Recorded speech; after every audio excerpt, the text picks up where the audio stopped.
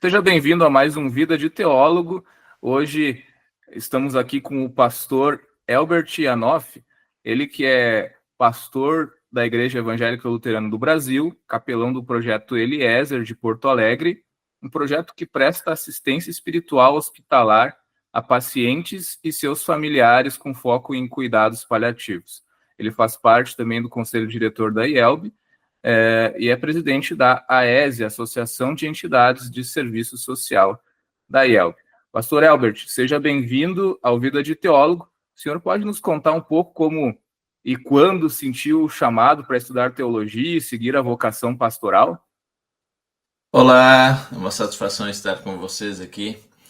Pois então, é uma longa história, né? Eu comecei a minha vida no interior do estado e em 1984 eu vim para São Leopoldo para o internato do Instituto Concórdia, onde eu fiz o segundo grau.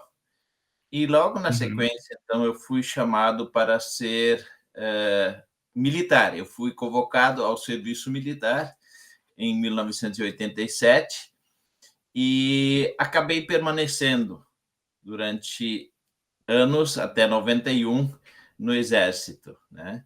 Foi, então, uma experiência muito interessante e eu já não era mais tão jovem depois, quando, então, eu entrei na teologia, em 91, porque quando eu fui para São Leopoldo, eu não tinha, assim, a pretensão de ser pastor. Eu queria fazer magistério no Instituto Concórdia e me formar em magistério.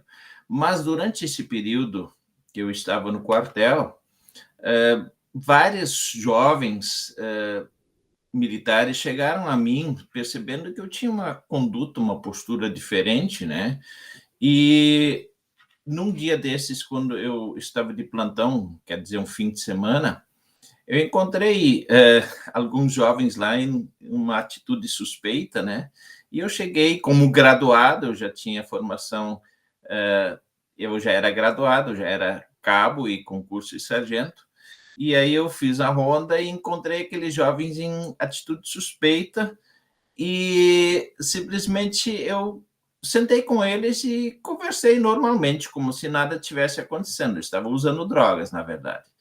E então, na sequência, quando eu então voltei ao meu setor no plantão na enfermagem, que eu era da área da saúde, né? E um dos jovens veio até mim e perguntou por que eu não mandei prender eles. Aí eu disse, vocês sabiam que estava em atitude errada, não estava? Não sabiam? Sim, disse ele. Aí, no fim das contas, aí eu comecei uma orientação. Disse, se você sabia o que queria resolver, eu jogar você na cadeia, né? Aí, no fim das contas, isso tudo repercutiu entre essa turminha que estava lá, e vários desses colegas dele chegaram e vieram conversar comigo, viram ali, e isso repercutiu. E aí eu me senti assim, poxa vida, eu tenho que buscar uma formação melhor. E aí, por convite do pastor e professor Walter Steyer, que era meu vizinho ali perto do seminário, seguidamente ele me perguntava quando é que eu voltava ao seminário, porque ele era diretor do seminário quando o seminário foi para São Leopoldo, em 1984. E ele, assim, associava isso ao seminário mesmo, sendo apenas o segundo grau, que era no mesmo lá onde o seminário é hoje. Então, isso foi o motivo que me levou ao seminário. E pelo convite dele, insistentemente, eu decidi, juntamente, já era casado, casei, né, com a Geni em 90, né, e aí eu decidi ser pastor a partir desse movimento que aconteceu dentro do Exército. Né? Entendi. Que legal, interessante. E como que foi a sua experiência lá dentro do Seminário Concórdia, depois de estudos e tudo mais? Como é que foi para ti essa experiência? Assim, como eu já conhecia o ambiente e tinha um convívio próximo ao seminário, que eu morava ali perto, eu, na verdade, como casado, nós morávamos fora, tá?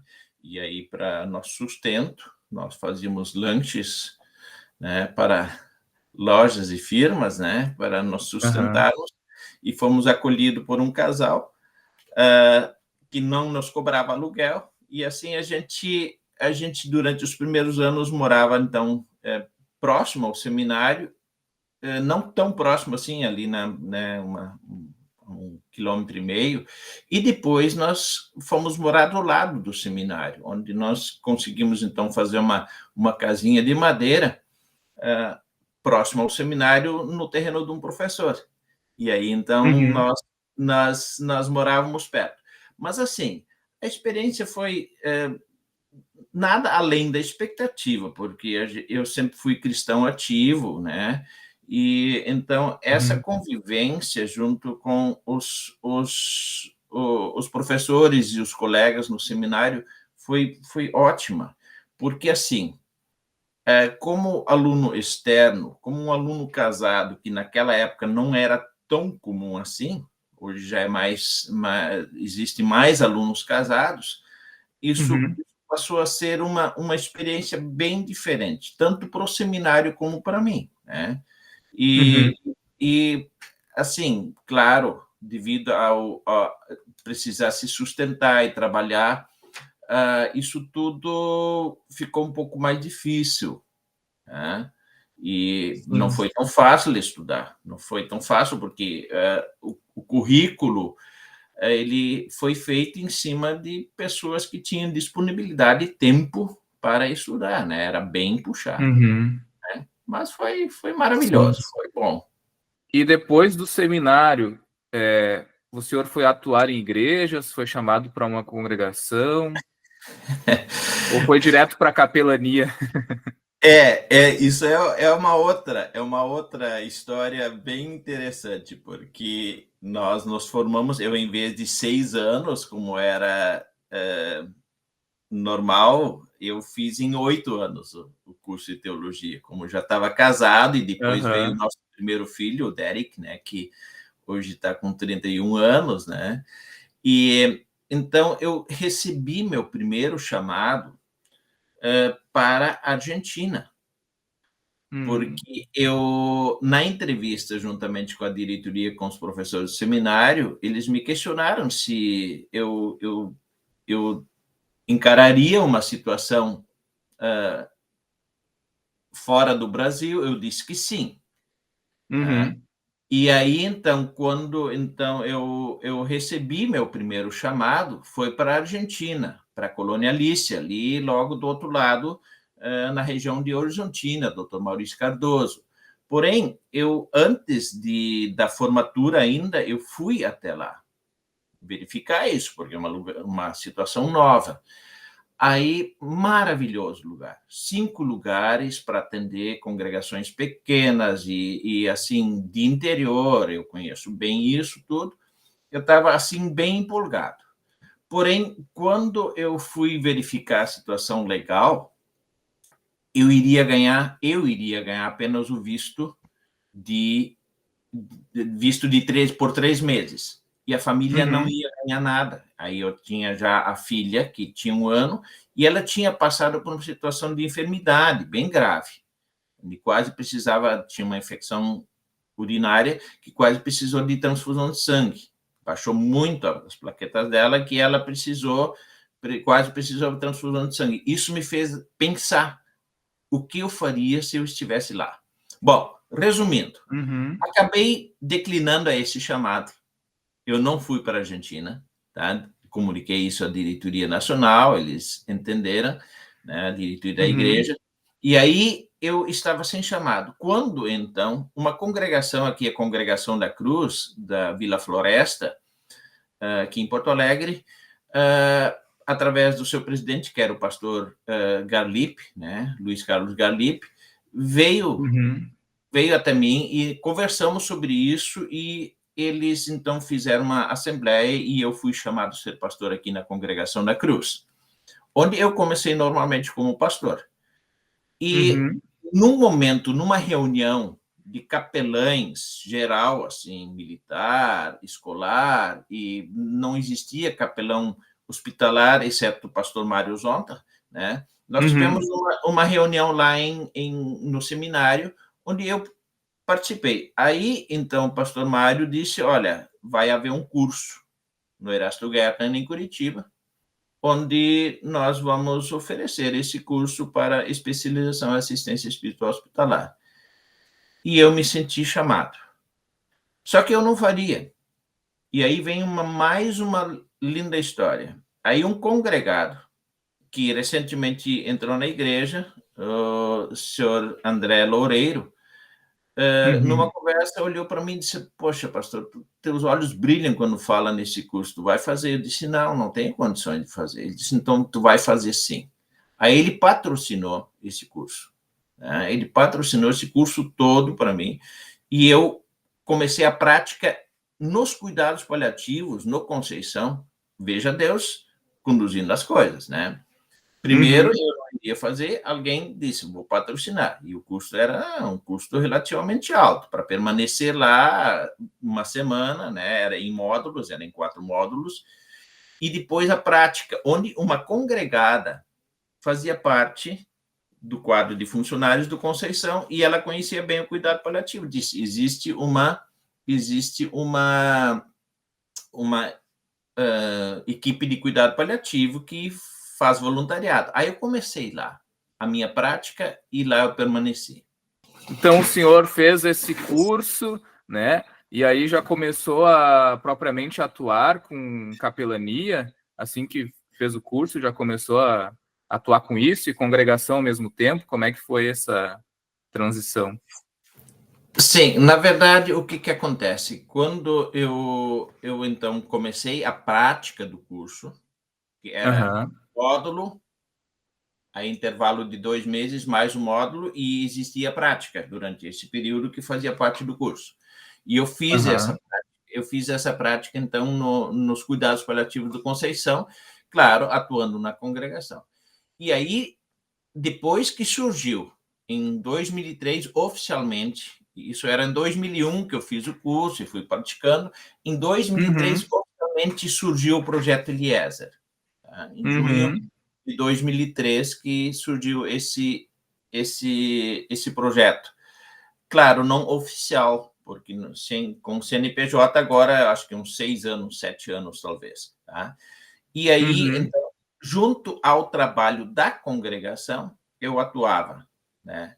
E se buscou, então, recursos para isso tudo, e é muito interessante, talvez, lembrar que quem deu um pontapé inicial nos recursos, há poucos dias faleceu o pastor Bruno Reed.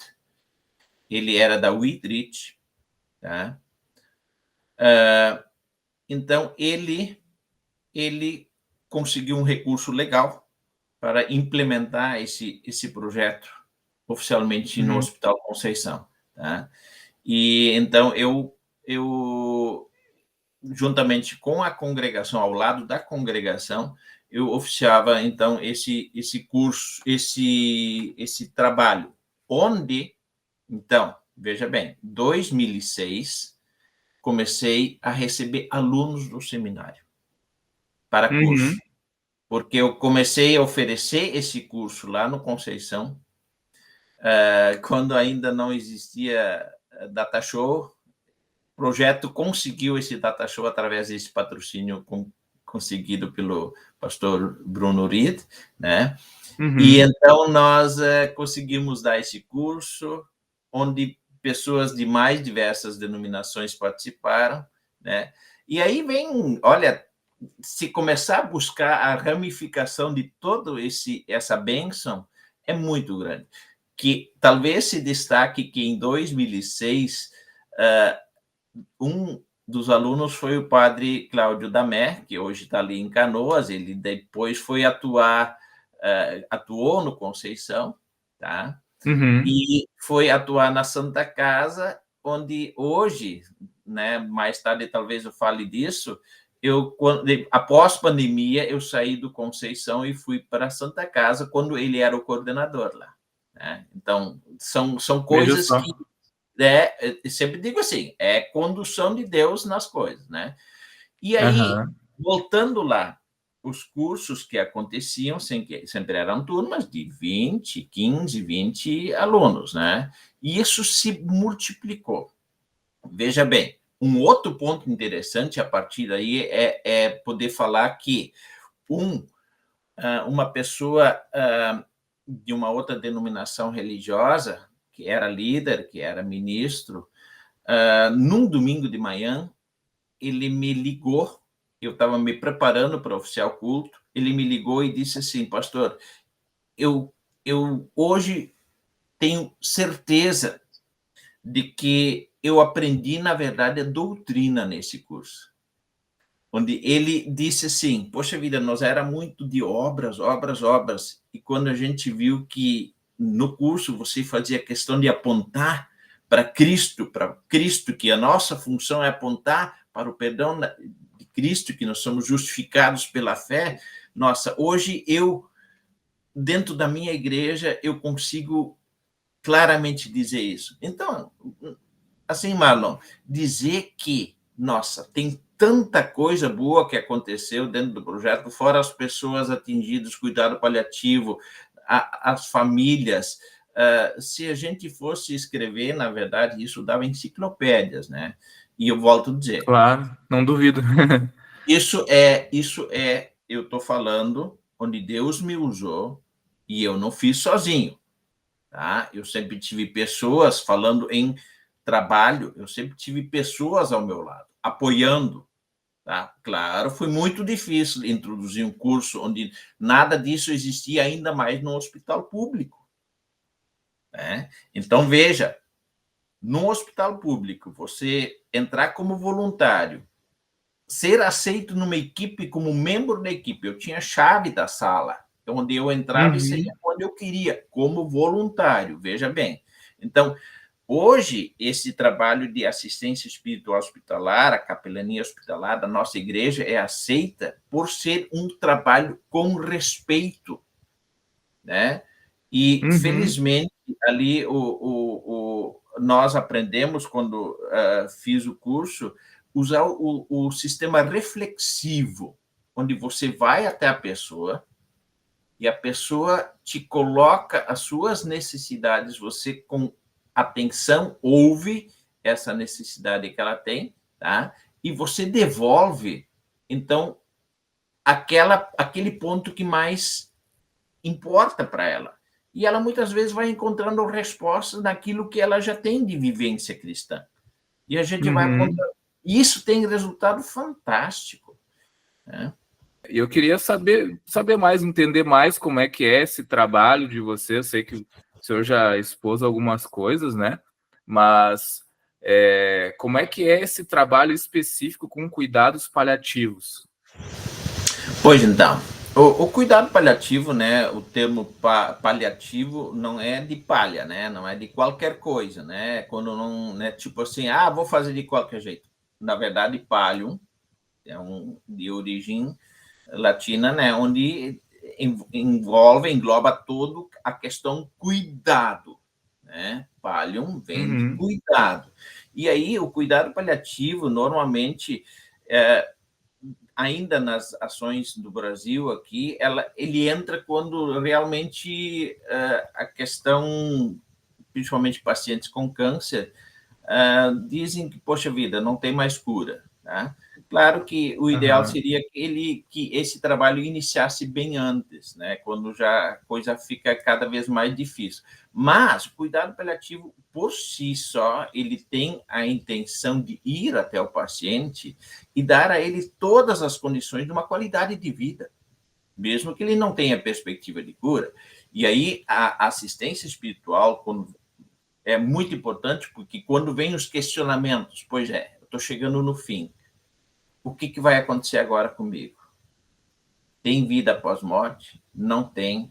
O que envolve? E assim por diante. Então, neste momento, a assistência espiritual junto ao paciente é de suma importância, onde vem, então, esses muitos questionamentos.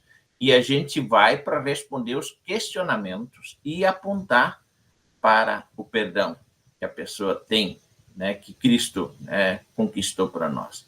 Então, nesse sentido, é muito importante. Então, fazer parte de uma equipe onde a equipe sabe que você está ali para ouvir a pessoa, não julgar e assim por diante, somar em vez de, né, não levar mais complicação ainda, né, porque às vezes a pessoa está lá doente e quando o trabalho não é bem feito e respeitosamente, a pessoa começa a entrar em mais parafuso ainda, se questionar, mas vem cá, qual é a igreja que salva? É essa ou é aquela? Então a gente diz, não é a igreja que salva. A doutrina é perdão em Jesus e assim por diante. E aí, olha, Marlon, a importância de poder estar junto ali e a família, o reflexo junto à família, poder tranquilizar a família nesse sentido é fantástico. A pessoa realmente ela vai demonstrar ali o quanto isso é importante para ela nesse final de vida. Então, faça como assistente espiritual parte de uma equipe onde tem psicólogo, tem assistente social, tem os médicos, tem o corpo de enfermagem que vai lá cuidar, né? E então, nesse sentido, é muito importante. Existe pouco, não há muitas equipes com assistente espiritual. E aí, quando a gente recebe, por exemplo, ali os residentes, que todo mês nós recebemos residentes de outras áreas, médicos, enfermeiros, nutricionistas, a primeira fala é minha, junto a esses residentes, onde eu digo, poxa vida, se você não consegue fazer nada nesse sentido, mas entenda que todo ser humano tem seu lado espiritual. Pode não ser cristão, mas ele tem lado espiritual, onde ele precisa ser ouvido, né? E aí, nesse sentido, aí, quando eu consigo entrar e apontar isso, é bem interessante. Mas esses novos profissionais já têm, então, esse entendimento que o lado espiritual é importante, né? Talvez é interessante dizer aqui, Marlon, que a capelania, nossa capelania hospitalar, ela está focada numa doutrina que é exatamente a questão do perdão em Jesus. Porém, existe a assistência espiritual, ou a espiritualidade, e a religiosidade é um segmento dentro da espiritualidade. Então, como a gente conhece isso e apresenta isso para a superintendência do hospital e mostra o trabalho de forma respeitosa, isso é bem aceito, porque a gente não invade e não tenta convencer ninguém a ser cristão, assim por diante. Então, a gente vai até ele e ser a presença de Cristo nisso e diz, olha, nós cremos dessa forma, né? Então, essa é a grande diferença. Então, pastor, eu queria saber também como é que entra a ESE na sua trajetória. Ela tem ligação com o projeto Eliezer? Como é que o senhor começa a trabalhar e ser presidente da ESE? Pois então, como o projeto Eliezer faz parte de um dos departamentos oficiais da igreja, da IELB, a ESE, então, ela engloba todas as associações, né, da IELB que se associaram. Então, como o projeto Eliezer faz parte dessas entidades, a diretoria deve ser composta por membros dessas entidades. E, então, a ESE ela é um departamento oficial da IELB, como a Liga de Servas, como os leigos, como os jovens, como a ANEL, né? Então, eu entrei por ser membro do projeto Eliezer, tá? E estou agora na presidência pela segunda gestão, né? E, então, juntamente com esses departamentos, a gente faz parte do conselho diretor. Por isso, também sou membro hoje do conselho diretor da nossa igreja, onde a gente, então, trata desses assuntos oficiais desses departamentos, né?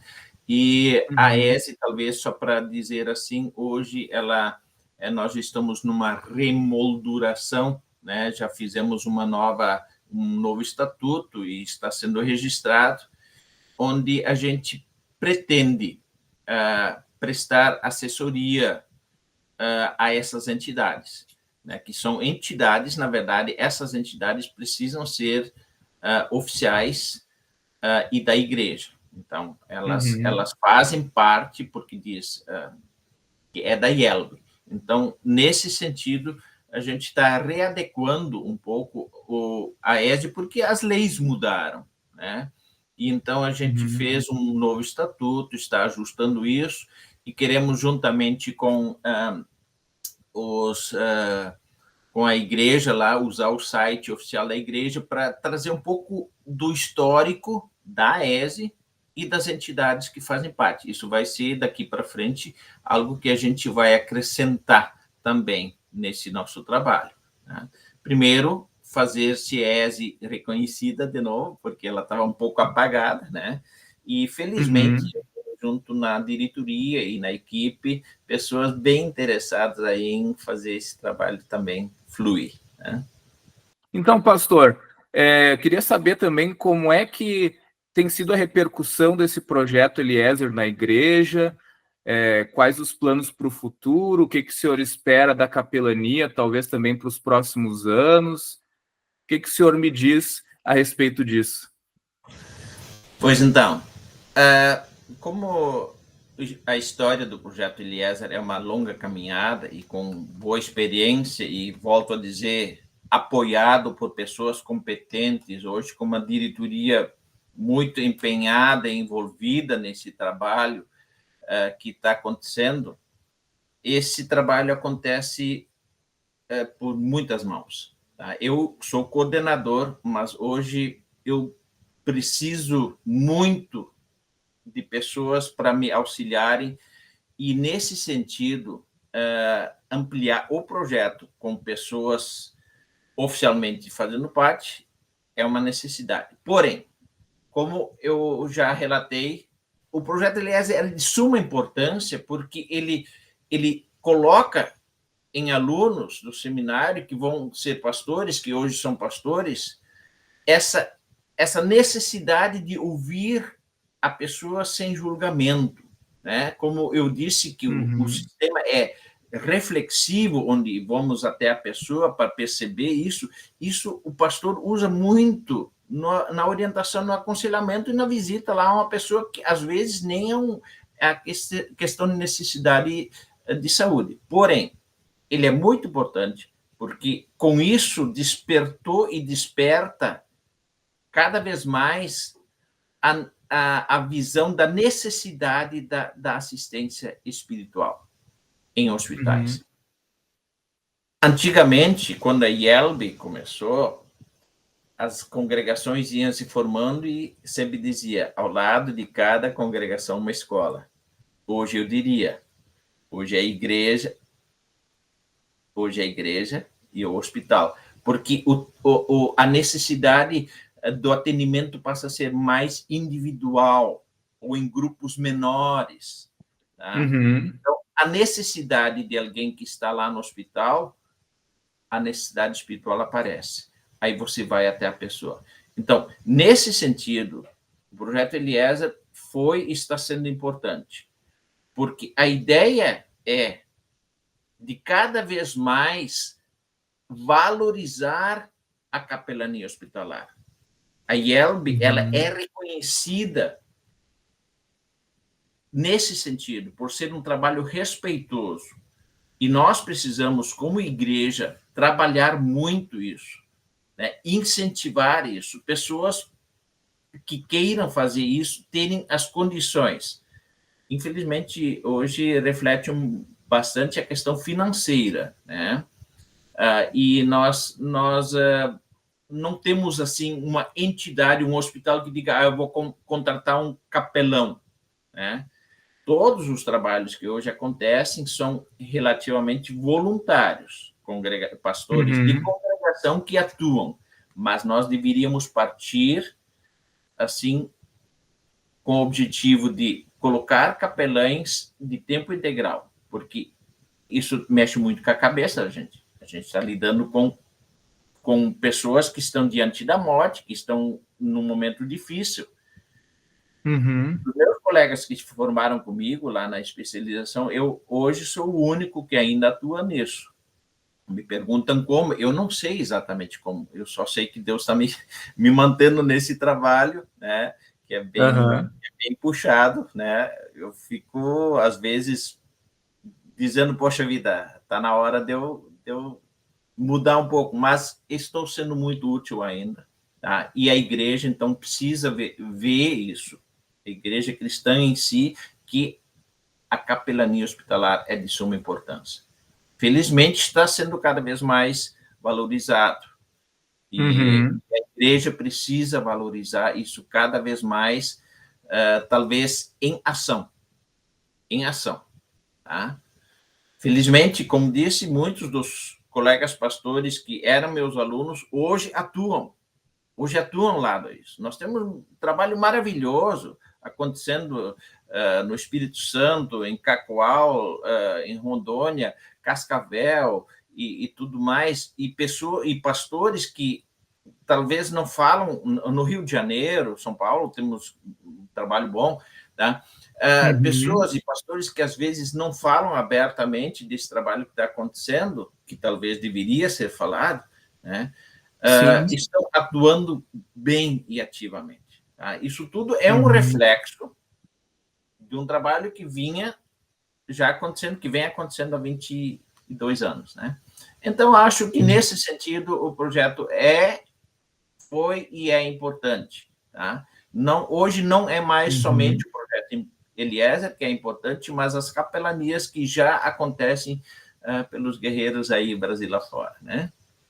Com certeza, o senhor, assim como os seus alunos, todos que passam por esse projeto impactam muitas vidas, né? Nesse processo realmente de preparação, né, para a morte, onde ali nos cuidados paliativos vocês conseguem dar essa atenção especial à espiritualidade do paciente, que é um momento muito importante, assim como o senhor mesmo disse, né? De reflexão, de perguntas, de dúvidas, questionamentos, incertezas. Eu acredito que o trabalho de vocês se torna muito importante nesse momento para desenvolver essa parte espiritual, dar tranquilidade àquele paciente, talvez, e também, se for o caso, né, o conhecimento de Jesus Cristo ali naquele momento, né, de vulnerabilidade, de abertura também, que de certa forma acaba acontecendo, eu acredito, em muitos casos, né? Sim, Marlon. Deixa eu só colocar mais uma coisa. Talvez Uhum. destacar ainda, Marlon, que dentro do trabalho nós incentivamos muito a questão da música. Nós não falamos ainda aqui, mas hoje eu tenho um Uhum. projeto na Santa Casa, onde atuamos depois da pandemia, chama Projeto Música e Mensagem, onde eu sempre tenho algum musicista, tá, que vai nos setores de ambulatório. Marlon, são em torno de 500, 600 pessoas num turno nas salas de espera da Santa Casa. Você imagina, vai com música lá e faz uma pequena reflexão. Eu criei uma frase e que eu, com muita alegria, falo isso, que a música abre os poros do sentimento.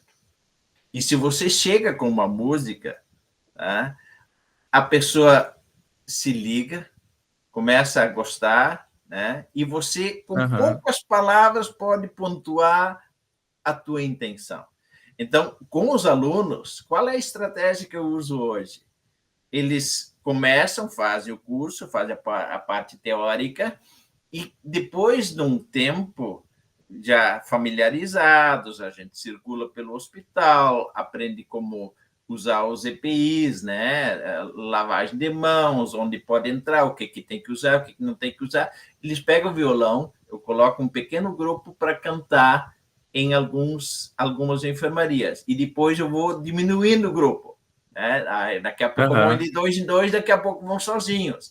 Nem todos tocam música, tocam algum instrumento. Mas a música, quando você chega numa enfermaria e toca uma música, todos se ligam, não precisa nem começar falando, você começa com a música, né? E aí você transmite, olha aqui, ó, nós somos tais pessoas, tá? E estamos aqui como representantes do amor de Jesus, né?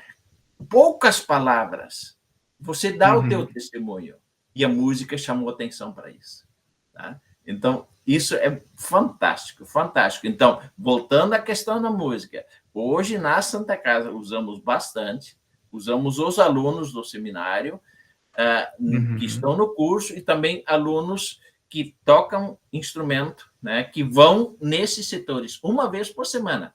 Veja quantas pessoas atingidas por mês, né? Se fossem apenas 500, mas normalmente são mais que 500 pessoas 4 vezes ao mês. São 2.000 pessoas que têm a oportunidade ali. Olha quanta oportunidade se tem. Tá? Então, assim, é a transmissão do amor de Jesus. É você levar isso através da música. Né? Muito bem, muito bem.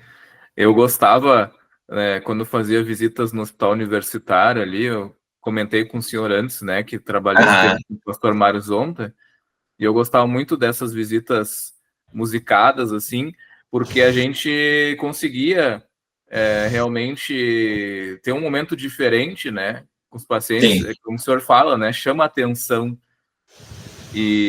Abre e os sempre poros. impactava bastante, dizem que a música é a linguagem da alma, né? Então, de alguma forma, isso conversa mais profundamente, eu acho, com as pessoas também, né? Sim. Muito bem. Para finalizar, eu queria que o senhor deixasse uma mensagem para jovens cristãos que queiram estudar teologia, que querem conhecer mais teologia, querem talvez estudar num seminário ou estudar teologia, né, por conta, seguir a vocação pastoral, talvez, em algum caso. Que mensagem que o senhor deixaria para esses jovens que estão pensando sobre isso, que querem seguir por esse caminho? Pois é, gente querida, eu acho o seguinte, nós, como filhos de Deus, nós podemos atuar de várias formas, né, no trabalho do reino de Deus. Agora, ser pastor, ser teólogo, ele nos abre muitas oportunidades, porque o que acontece? O estudo da palavra de Deus, e você conseguir compreender como é que eu interpreto um texto, né? Aquele texto dito lá, em algum momento, ele foi dito por uma realidade e que eu não posso pegar esse texto literalmente, muitas vezes, e trazer para minha situação. Então, conseguir interpretar isso. E a partir do momento em que você estudou teologia, aprofundou situação histórica, o texto dito para aquele momento, trazer ele para a realidade de hoje, você não precisa não necessariamente pegar um texto e explicar esse texto, mas a tua vida, a tua atitude, a tua ação como pastor, ela vai ser diferente, como eu digo assim, como pastor, mas como pessoa, ela vai ser diferente, porque você vive aquilo e você, numa conversa, pode trazer um contexto atual. É o que eu faço na capelania. Tá? Eu dificilmente vou com a Bíblia embaixo do braço, porque eu sou a presença da palavra de Deus, porque eu tenho conhecimento, e quando alguém me traz um texto, ou quando eu cito um texto, eu consigo dizer todo o contexto, não explicar todo o contexto, mas testemunhar o verdadeiro sentido daquele texto. Então, o fato de eu ter estudado teologia, ou alguém quiser estudar teologia, é isso. Você vive com mais clareza e com segurança a palavra de Deus. eu gosto de dizer, eu digo isso para colegas pastores, eu digo isso para pessoas, que você é a presença de Jesus para a pessoa com a qual você está falando. É muito mais do que um discurso. Ah, Jesus te salvou. Você viver isso e você poder dizer isso com convicção, com segurança, com sorriso, tá? No rosto, é diferente. Você não está preso a algo.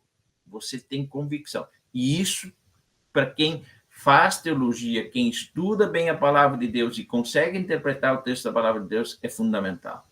Eu vou citar mais um exemplo, talvez, nesse caso aqui, para os jovens, quando eu, com um sorriso, consegui conversar com uma família que eu tinha combinado o dia de ir visitar o pai e os filhos estariam prontos, estariam lá juntos, no hospital. Quando eu cheguei lá, o pai tinha acabado de falecer. E ele estava numa salinha e os filhos estavam lá. Olha o momento em que eu fui encontrar os 4 filhos. No momento em que o pai havia falecido. Eu consegui dizer, olha aqui, eu soube, vosso pai foi cristão, é cristão, ele está com Jesus agora, e se vocês estão aqui, é porque ele deixou alguma coisa para vocês. Eles ao lado do corpo ali, do pai, sorrindo, juntamente comigo. Ele não precisa ser um momento triste. E se você tem convicção daquilo que você está vivendo, está dizendo, é esse momento que se torna. E aí você ter convicção como teólogo, com quem estudou, com quem se preparou, é fantástico. Tá? Então, para quem quiser fazer teologia, para uma vida do dia a dia, é fantástico, gente. É fantástico, porque você, como disse, você sabe viver a palavra de Deus. Viver a palavra de Deus, não apenas falar. Muito bem, obrigado, pastor. Obrigado pelo teu tempo despendido aqui para nos ceder essa entrevista, onde podemos conhecer aqui a tua trajetória, o teu trabalho, a importância desse trabalho também na vida de tantas pessoas. Que o Senhor continue abençoando esse trabalho, né, mantendo esse trabalho, que sabemos que é muito importante, muito relevante, tá? Eu agradeço aí o convite, tá? E sempre à disposição também, talvez colocar, né? Se alguém quiser alguma orientação a mais, né? Pode também me chamar, né? A gente está aí à disposição. Tá, ok. Então nós encerramos por aqui. Que você fique com Deus, também você que está nos assistindo. Deus te abençoe grandemente. E até um próximo Vida de Teólogo, aqui conversando com outro teólogo, trazendo a sua trajetória, a sua história. Tchau, tchau. Até a próxima.